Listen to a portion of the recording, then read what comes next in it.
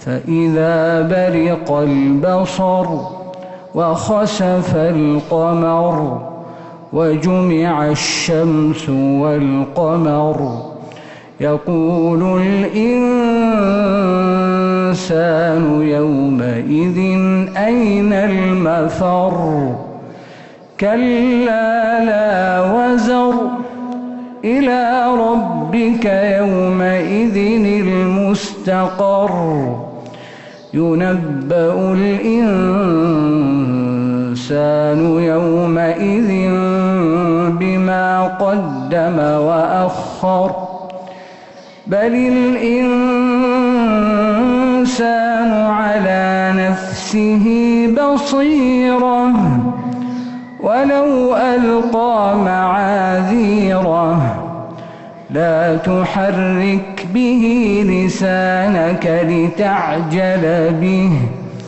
إن علينا جمعه وقرآنه فإذا قرأناه فاتبع قرآنه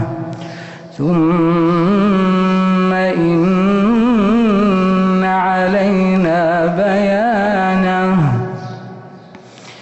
كلا بل تحبون العاجلة وتذرون الآخرة وجوه يومئذ ناظرة إلى ربها ناظرة ووجوه يومئذ باسرة تظن أن يفعل بها فاقرة كلا إذا بلغت التراقي وقيل من راق وظن أنه الفراق والتفت الساق بالساق إلى ربك يومئذ المساق فلا صدق ولا صلى ولكن